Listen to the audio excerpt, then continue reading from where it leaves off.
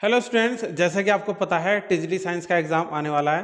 तो हम main topic करेंगे जो इसमें इंपॉर्टेंट है, जो आपके एग्जाम में आने वाले हैं। जो आज का हमारा टॉपिक है वह है मेटल। व्हाट इज मेटल, धातु क्या है। वीडियो को स्किप मत करना है, वीडियो को लास्ट एंड तक देखना है। ऐसे तत्व हाइड्रोजन को छोड़कर जो इलेक्ट्रॉन का त्याग कर ध्यान धनायन बनाते हैं, जो इलेक्ट्रॉन का त्याग करके धनायन बनाते हैं। अब मैं आपको समझाता हूँ। जैसे मान लिया हाइड्रोजन को छोड़ दो, हाइड्रोजन के बाद क्या आता है, लिथियम, और इसका परमाणु क्रमांक होता है ऑटोमिक नंबर 3। कितना होता है, 3। अब इसकी पहली ऑर्बिट में कितने होते हैं, 2। अब कितना बचा है, उसमें एक इलेक्ट्रॉन बचा है। जिसमें 8 होना चाहिए उसमें एक इलेक्ट्रॉन बचा है। जिसकी जो दूसरी कक्षक है, जो दूसरी ऑर्बिट है, उसमें 8 इलेक्ट्रॉन होने चाहिए मैक्सिमम, लेकिन एक इलेक्ट्रॉन बचा है। अब ये लिथियम क्या करेगा कि इसका जो ऑर्बिट है वो अपने इलेक्ट्रॉन को त्याग देगा, छोड़ देगा, इलेक्ट्रॉन को त्याग देगा, किसी और के साथ मिल जाएगा। तो ऐसे तत्व जो इलेक्ट्रॉन का त्याग करते हैं और धनायन प्राप्त कर लेते हैं, अगर ये एक इलेक्ट्रॉन का सेक्रीफाइस कर रहा है तो इस पर प्लस आवेश आ जाएगा। क्या देगा, प्लस आवेश आ जाएगा, धनायन आ जाएगा। तो उनको हम धातु बोलते हैं। क्या बोलते हैं, धातु। अब इनका जो सोर्सेस है, जो स्रोत है, कहाँ से पाए जाते हैं, पृथ्वी की भ्रूपटी। पृथ्वी की भ्रूपटी धातुओं का मुख्य स्रोत है। पृथ्वी की जो क्रस्ट लेयर रहते हैं, जो ऊपर वाली लेयर होती है, वो सबसे मेन इंपॉर्टेंट सोर्स होता है। अब इसमें कौन कौन से एलिमेंट पाए जाते हैं, एल्यूमिनियम 7%, Fe आयरन जो होता है, लोहा होता है 4%, और कैल्शियम Ca ये होता है 3%। अब इनकी जो फर्स्ट नंबर सेकंड नंबर पे कौन आता है, सबसे फर्स्ट नंबर पे आता है एल्यूमिनियम। एल्यूमिनियम की परसेंटेज ज़्यादा है, तो एल्यूमिनियम ज़्यादा है तो फर्स्ट नंबर पे आएगा। सेकंड नंबर पे आता है Fe लोहा आयरन, और थर्ड नंबर पे आता है कैल्शियम। ये भी आपको एग्जाम में पूछ सकता है कि निम्न में से इनमें से कौन सी धातु जो पृथ्वी की भ्रूपट्टी पे सबसे ज़्यादा पाई जाती है, अधिकतम पाई जाती है, अधिकतम मात्रा में पाई जाती है, वो कौन सी है, एल्यूमिनियम की। ठीक है, और सेकंड नंबर पे वो दूसरा स्थान भी पूछ लेगा, तो लोहा। तो आपको ऐसे क्वेश्चन वो आपको पूछ लेगा। नेक्स्ट टॉपिक है धातुओं के गुण। धातुओं के गुण, इंग्लिश में इसको बोलते हैं प्रॉपर्टी ऑफ मेटल्स। यानी कि प्रॉपर्टी कैसी है मेटल्स की, और धातुओं के गुण कैसे हैं, कैसे दिखते हैं, क्या होता है क्या नहीं होता है, तो ये सब इसमें है। तो पहला जो टॉपिक है तन्य है, हमारे पास क्या है, तन्य। इंग्लिश में इसको वो क्या बोलते हैं, डक्टिलिटी। क्या बोलते हैं इसको, डक्टिलिटी। तो तन्यता वह धातु, वे धातु जिसको पतली तार के रूप में खींचा जा सकता है,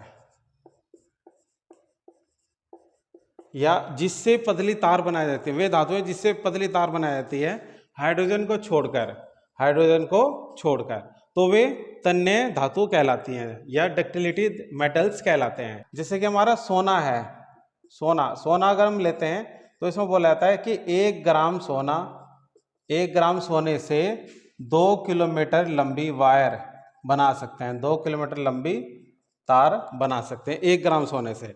चांदी के पास वो गुण नहीं है, कॉपर के पास गुण नहीं है, किसी के पास गुण नहीं है, लेकिन सोना एक ऐसा है कि 1 ग्राम सोना 2 किलोमीटर पर लंबी वायर बना सकते हैं। इसलिए कि जब भी हम कहीं सुनार की दुकान पे जाते हैं तो हम 1 ग्राम उसको आधे ग्राम लेते हैं, या उसका 1/4 ग्राम लेते हैं, 1/4 पार्ट लेते हैं, कि इसके हमें क्या चाहिए, जेवर चाहिए, ज्वेलरी चाहिए, कि वो फिर ज्वेलरी बना के देता है। क्योंकि उसके जब अभी आप ये देखो 1 ग्राम कितना होता है, 1 ग्राम से 2 किलोमीटर तार बना सकते हैं, तार मतलब फिर उसकी ज्वेलरी बनाते हैं।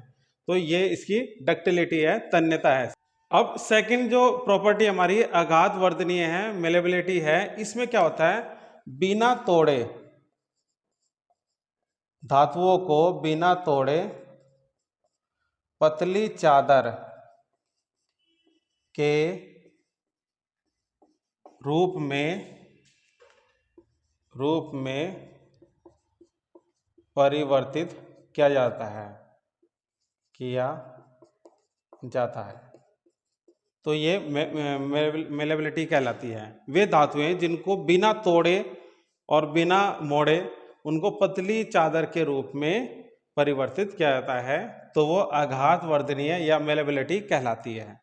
कई बार एग्जाम में पूछाता है, इसमें Au सोना और Ag सिल्वर चांदी है। इसमें दो ही मेटल हैं, Au सोना और Ag चांदी। इसको पीटने के बाद में इसको पतली चादर के रूप में परिवर्तित किया था। दो ही मेटल है इसमें। नेक्स्ट टॉपिक है ऊष्मा की अच्छी चालकता। जो मेटल होते हैं वो ऊष्मा की अच्छी चालकता होती है, गुड कंडक्टर ऑफ हीट। अब इसमें पहला जो प्रॉपर्टी है, धातुएं सरलता से ऊष्मा को अपने में से प्रभावित होने देती हैं। धातुएं जो होती हैं सरलता से अपने में से प्रभावित होने होती है। अब मान लिया हम समझते हैं इसको, जैसे मान लिया ये मेटल है, ये आयरन का पीस है या सिल्वर का पीस है या गोल्ड का पीस है, तो इनके जो मॉलिक्यूल्स होते हैं, जो इनके अणु होते हैं, वो बिल्कुल ही पास पास होते हैं। क्या होते हैं? पास पास होते हैं। तो पास पास होने का मतलब ये है कि ये क्या होते हैं, जब यहाँ से हीट होगा, यहाँ से हीट होगा तो ये एक दूसरे को क्या करेंगे, ये हीट ट्रांसफर करेंगे। क्या करते हैं? एक दूसरे को हीट ट्रांसफर करते हैं।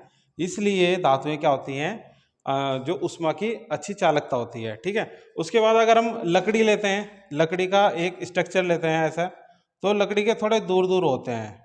ये लकड़ी है, ये लकड़ी है, इसके क्या होते हैं? दूर दूर होते हैं। तो ये क्या होते हैं, इसको यहाँ से अगर हीट मिलेगी, पहले वाले अणु को हीट मिलेगी, तो ये दूसरे को ट्रांसफर नहीं करेगा, इसलिए ये अच्छी चालकता नहीं होती, वो हीट की अच्छी चालकता नहीं होती है। उसके बाद अगर प्लास्टिक है, प्लास्टिक को अगर हम हीट देंगे तो पिघल जाएगा। वो क्या होता है? पिघल जाएगा, क्योंकि उसका गलनांक बहुत क्या होता है? कम होता है, गलनांक कम होता है। और गैस क्या होती है? गैस के जो अणु होते हैं वो क्या होते हैं? दूर दूर होते हैं। गैस क्या होती है? अणु होते हैं। वो भी वैसे हीट की अच्छी चालकता होती है, लेकिन जितना मेटल होता है उतना नहीं है। और इसमें जो दूसरा गुण है, एक सिरे से ऊष्मा जो होती है, एक सिरे से दूसरे सिरे तक ऊष्मा संचरित करती है, संचरित करती है।